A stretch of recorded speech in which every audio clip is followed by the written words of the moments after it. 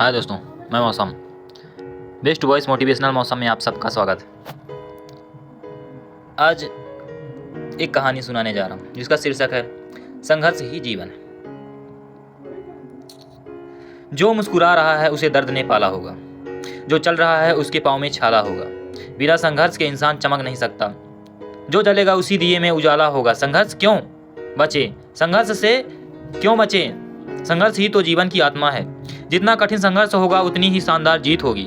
एक बार एक किसान भगवान से बहुत ही नाराज हो गया। किसान बहुत ही मेहनती था, बहुत ही मेहनत से वह खेतों में अनाज उगाता, उसकी देखभाल करता, पर अक्सर उसकी फसल खराब हो जाती।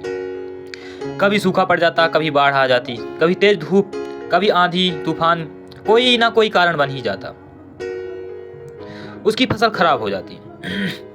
एक दिन वह किसान गुस्से से आसमान की ओर देखकर भगवान से कहा, हे ईश्वर, आपको लोग सर्वज्ञाता मानते हैं कि आप सब जानते हैं, कहते हैं कि आपके इच्छा के बिना एक भी पत्ता नहीं हिल सकता, पर मुझे तो लगता है कि आप छोटी से छोटी भी बात नहीं जानते। आपको तो ये भी नहीं पता कि कैसे खेती बाड़ी की जाती है। अगर आप जानते होते तो हर समय जो बाढ़, आंधी और तूफान आते हैं वो कभी नहीं आते। आप नहीं जानते कि कितना नुकसान उठाना पड़ता है हमें। यदि आप मेरे हाथ में यह शक्ति दे दें कि जैसा मैं चाहूं वैसी स्थितियां या वैसा मौसम कर दूं, फिर आप देखना मैं अन्न के भंडार लगा दूंगा। भगवान इस किसान के तीखे वाक्य सुनकर मुस्कुरा रहे थे और वह किसान के सामने प्रकट होकर बोले, मैं आज से तुझे यह शक्ति देता हूं कि तुम अपनी खेतों में तुम्हारी जैसी इच्छा तुम वैसा मौसम कर दोगे। मैं बिल्कुल भी दखल नहीं दूंगा, तुम्हारी इच्छा से सब कुछ होगा। किसान बहुत खुश हुआ। किसान ने गेहूं की फसल अपनी खेतों में बोई। जब उसे लगा कि खेतों को धूप चाहिए तो खेतों को धूप मिले, जब पानी बरसना चाहिए तब पानी बरसे। आंधी तूफान बाढ़ कुछ भी उसने आने ही नहीं दिया। किसान के खेतों में इस वर्ष ऐसी फसल हुई जैसे कभी नहीं हुई थी। हरी भरी लहलहाती फसल। मन ही मन वह बहुत खुश हो गया और सोचने लगा, अब सबूत के साथ दिखाऊंगा भगवान को। इसे कहते हैं शक्ति का सही उपयोग करना। सफलता देखकर उन्हें अपने नियम जरूर बदलना पड़ेगा। कुछ दिन गुजरे, फसल कटने को तैयार हो गई।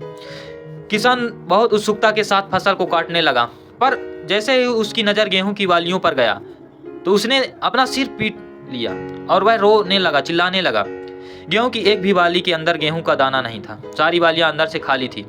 किसान बहुत दुखी हो गया। उसने भगवान को रोते हुए फिर पुकारा, हे प्रभु, तुमने ये मेरे साथ क्या किया? क्या तुमने मुझे कोई सजा दी? भगवान बोले, पुत्र, ये तो होना ही था। तुमने पौधों को संघर्ष करने का मौका ही नहीं दिया। ना तो तुमने उन्हें आंधियों से जूझने दिया, ना तेज बारिशों से जूझने दिया, ना ही धूप में तपने दिया।